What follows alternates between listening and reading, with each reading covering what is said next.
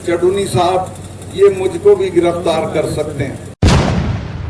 मैं आपसे निवेदन करना चाहता हूं, अब की उनकी लाश पे इनको भस्म कर देंगे। यहाँ तो बहुत खून कच्चर होगा, 1000 आदमी मारना पड़ेगा। खटखट टोल के तमाम प्रबंधक लोग, माननीय चडूनी जी, बेटी विनेश फोगाट। अब मेरी तो दिक्कत ये है कि मैं इनके धरने पे जाता हूँ तो मुझे 3 की मिलाई करनी पड़ती है। ये मेरे मामा के गोद की है, साक्षी मलिक मेरे गोद की है। तो मैं 4-6 दिन पहले गया था तो 3 मिलाई करके आया कि भाई चलो ये तो हमारे घर की बेटी है। तो मैं इससे अभी कह रहा था कि बेटे, देश में जिधर निकलोगे इसी तादाद में लोग तुम्हारे साथ खड़े रहेंगे और देश के लोगों ने तुम्हारी लड़ाई को अपनी लड़ाई मान लिया है। अब इसमें कोई ज्यादा मेहनत करने की जरूरत आपको नहीं है, वो मेहनत हम करेंगे। मैं आपको एक बात बताऊं, 2 हफ्ते पहले मैंने एक इंटरव्यू में उस अखबार वाले को बताया कि पुलवामा में हमारे 40 जवान शहीद हो गए थे। जब मैं वहां गया और मैंने सारा नक्शा देखा और लौट के आया तो प्रधानमंत्री कहीं गए हुए थे, शूटिंग करा रहे थे अपनी। उनका टेलीफोन आया, उन्होंने कहा सतपाल भाई क्या हुआ? मैंने कहा साहब ऐसे ऐसे हमारे 40 जवान शहीद हो गए और वो हमारी गलती से हुए।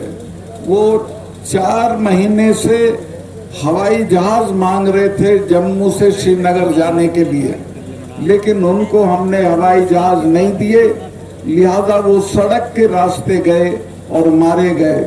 तो प्रधानमंत्री ने मुझे कहा कि तुम चुप रहो। 2 घंटे बाद जो हमारा सिक्योरिटी एडवाइजर है अजीत डोभाल, वो मेरे साथ पड़ा है, उसका टेलीफोन आया कि सतपाल भाई इस पे बोलो मत, इस पे चुप रहो। मैंने समझा शायद ये जांच कराते होंगे, वो जांच आज तक नहीं हुई है। वो सिर्फ एक बहाना ढूंढ रहे थे कि इस सवाल पे पाकिस्तान की तरफ मोड़ के और चुनाव लड़ जाएं। हमारे 40 बच्चों की लाश पे खड़े होके ये चुनाव जीते हैं। मैं आपसे निवेदन करना चाहता हूं, अब की उनकी लाश पे इनको भस्म कर देंगे और इनको हम सजा देंगे कि इन्होंने कैसे हमारे बच्चों के साथ लापरवाही बरती। 5 हवाई जहाज सरकार के लिए बड़ी चीज नहीं होती। मैं वहां गवर्नर था, कश्मीर के और जम्मू के लड़के जहाज मांगते थे जब सर्दियां होती थी कि हमें इम्तिहान देने जाना है और सड़कें बंद हैं, तो मैं सबको हवाई जहाज दिलवा देता था। तो एक तरह से जानबूझ के उनको मरवाया गया ताकि चुनाव में इसका इस्तेमाल हो सके। और ये ऐसे लोग हैं कि चुनाव जीतने के लिए अगर सारे देश में आग लगानी हो तो वो भी करा सकते हैं। मैं आपसे हाथ जोड़ के प्रार्थना करता हूं कि अपने 40 बच्चों की मौत का बदला इस बार के चुनाव में हमको लेना है और जरूर लेना है। दूसरे, अभी चूंकि मैंने ये बोल दिया है तो मेरे स्टाफ को तंग कर रहे हैं। मेरे स्टाफ के लोग जो साधारण लोग हैं, 6-6 दिन से सीबीआई उनका इंटरोगेशन कर रही है। जिनके खिलाफ मैंने इल्जाम लगाए थे उनका किसी का इंटरोगेशन नहीं हो रहा। मेरी सारी सिक्योरिटी विड्रॉ कर ली है। मैं 2 कमरे के किराए के मकान में रह रहा हूं, कोई गवर्नर नहीं रहता। कश्मीर का गवर्नर जब रिटायर होता है तो उसे दिल्ली में बंगला मिलता है, उसको 70 लोगों की सिक्योरिटी मिलती है। मेरे पास 1 सिपाही है, सिर्फ 1 सिपाही है। मेरे साथ कुछ भी हो सकता है, लेकिन मुझे आपका हौसला है। मैं आपके भरोसे पे लड़ रहा हूं और जब तक इनको हटा नहीं लेंगे तब तक लड़ता रहूंगा। इन बच्चियों की लड़ाई को तो हम जरूर जीत लेंगे, मुझे कोई शुबा नहीं है। जिस तरह से देश भर में इनके लिए हमदर्दी है, ये कामयाब होंगी और कोई रोक नहीं सकता। किसानों के मामले में जब 4 महीने तक किसान खड़े रहे बॉर्डर पे, तो मैं मिलने गया प्रधानमंत्री से। जेब में इस्तीफा ले गया था गवर्नरशिप का। मैंने कहा कि साहब ये 4 महीने से पड़े हैं, इनसे कोई बातचीत कर लो। तो बहुत घमंड में थे, बोले कि चले जाएंगे सतपाल। मुझे गुस्सा आया, मैंने कहा साहब आप इनको जानते नहीं है, तब जाएंगे जब आप चले जाओगे। ये जो सिख भाई हैं, इनके तो गुरु ने अपने 4 साहबजादे शहीद करा दिए थे, समझौता नहीं किया था।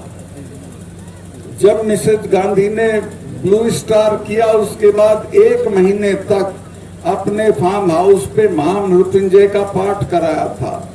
अरुण नेहरू उनके भतीजे थे, मेरे दोस्त थे। उन्होंने पूछा बुआ आप तो इसको नहीं मानती थी? तो उसने कहा तुम्हें पता नहीं है, जिसने इनका स्वर्ण मंदिर छुआ है वो जिंदा नहीं है, ये मुझे मारेंगे। और वो मारी गई, जनरल वैद्य मारे गए। और ये जो 3 कानून वापस हुए हैं, ये समझ लेना ये हमारे कहने से नहीं हुए, ये डर में हुए हैं। और अपने लोगों का मैंने कहा कि जो हमारे वाले हैं, ये तो हर 6ठे महीने लाल किले पे चढ़े रहते थे। इन्होंने तो आगरा में अकबर की कब्र उखाड़ ली थी और उखाड़ के दाह संस्कार कर दिया था। तो मैं कहा जब किसी से लड़ो तो ये जान लो कि किससे लड़ रहे हो। इनसे लड़ा नहीं जाता, कुछ ले दे के समझौता कर दो। तो 3 महीने बाद माफी मांग के वो बात मानी। और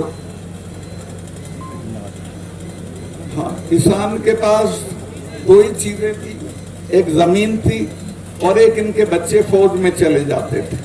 वो रास्ता भी बंद कर दिया। एक अग्निवीर योजना लाए हैं, जिसमें 4 साल की नौकरी होगी और उसके बाद रिटायर होके आ जाएंगे, उसको कहीं नौकरी नहीं मिलेगी, ज्यादा से ज्यादा चौकीदारी मिलेगी। तो पूरी कोशिश ये है कि किसानों की ताकत को खत्म करो, खेती को खत्म करो, दान मत दो, MSP मत दो और इनके बच्चों को फौज की नौकरी भी मत दो। मैं बहुत लंबा नहीं करना चाहता हूं। मैं कश्मीर में था जब धारा 370 हटी थी।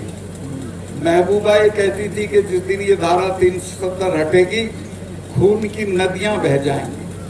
दिल्ली वाले भी डरे हुए थे, वो भी कहते थे सतपाल कैसे होगा। मैं कहा आप छोड़ो मेरे पे, मैं आप इसको हटाओ। और वो मेरी दस्तखत से हटनी थी।